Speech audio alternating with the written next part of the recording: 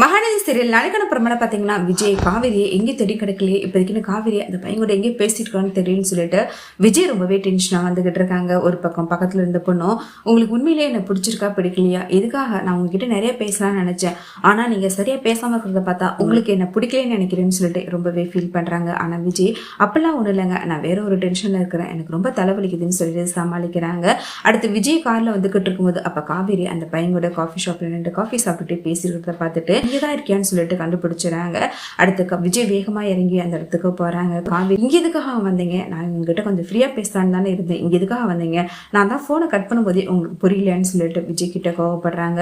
விஜயும் அந்த பையனை பார்த்துட்டு பயங்கரமா டென்ஷன் ஆறாங்க. அடுத்து அந்த நபர் காவேரி கிட்ட இந்த நபர் யாருன்னு சொல்லிட்டு விஜயை பார்த்து கேட்கறாங்க.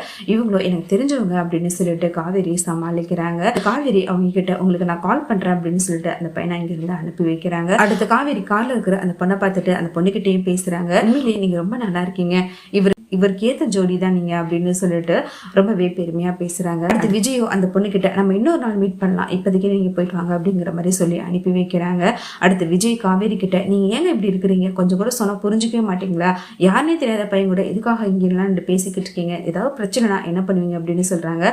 காவேரியோ அப்பெல்லாம் ஒன்றும் இல்லை, பிரச்சனை வராது, அது மட்டும் இல்லாம அந்த பையன்கிட்ட பேசி பார்த்தேன், உண்மையிலேயே ஃபர்ஸ்ட் மீட்டே எனக்கு ரொம்ப பிடிச்சிருக்கு, எனக்கு ஏத்த ஜோடி அந்த பையன் தான் நான் நினைக்கிறேன் அப்படின்னு சொல்றாங்க. அந்த பையனுக்கும் என்ன ரொம்ப பிடிச்சிருக்குன்னு சொல்லியிருக்காங்க அப்படின்னு சொல்றாங்க.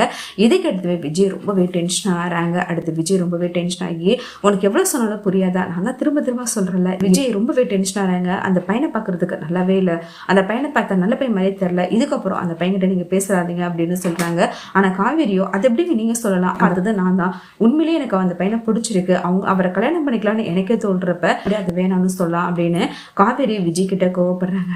அடுத்து விஜய்க்கு சாரதாவுக்கே கால் பண்ணி காவேரி பேசுனது எல்லாத்தையுமே சொல்றாங்க. இதை கேட்டு ஒரு பக்கம் சாரதாவை ரொம்பவே டென்ஷன் ஆறாங்க. சாரதா காவேரி வீட்டுக்கு வந்ததுமே காவேரி கிட்ட ரொம்பவே கோவப்பட்டு கத்துறாங்க.